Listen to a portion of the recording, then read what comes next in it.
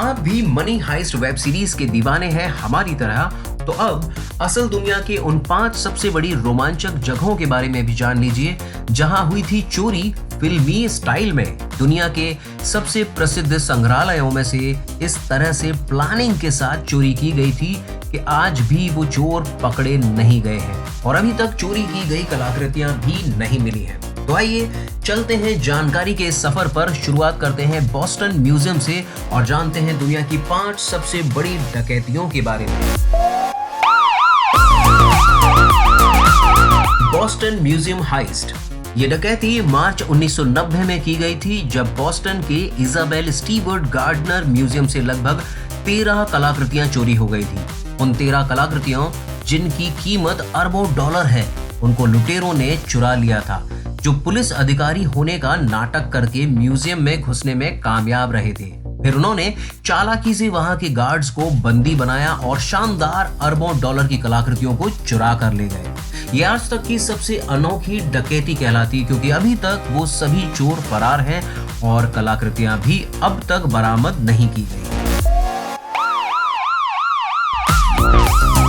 दूसरे नंबर पर है मोनालिसा हाइस्ट, पेरिस।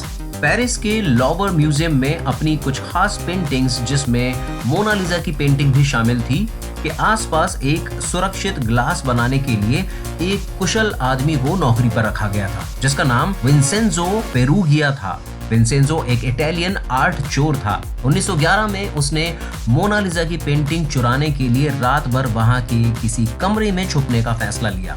पेंटिंग को उसने अपने कपड़ों के अंदर छुपाने के बाद जब म्यूजियम से निकलने का सोचा तो म्यूजियम का दरवाजा बंद था। जैसे तैसे करके वो मशहूर द विंसी की प्रसिद्ध पेंटिंग को चुरा कर ले गया। ऐसा माना जाता है कि इस चोरी के बाद ही मोनालिसा की पेंटिंग दुनिया में इतनी मशहूर हुई।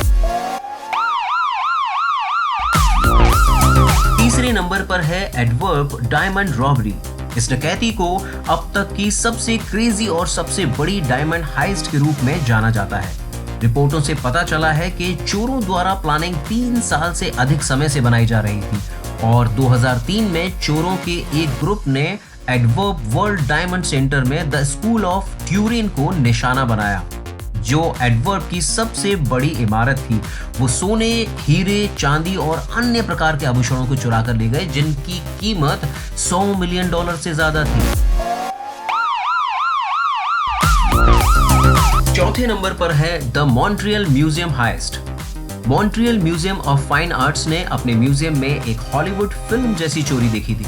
रिकॉर्ड्स के अनुसार बंदूकों के साथ लुटेरे 1972 में एक रोशनदान के माध्यम से रस्सी के जरिए अंदर घुसे थे और लुटेरों ने 3 सुरक्षा गार्डों को कब्जे में किया और लगभग 50 कलाकृतियों के साथ वो भाग गए। ये केस अभी भी सुलझ नहीं पाया है।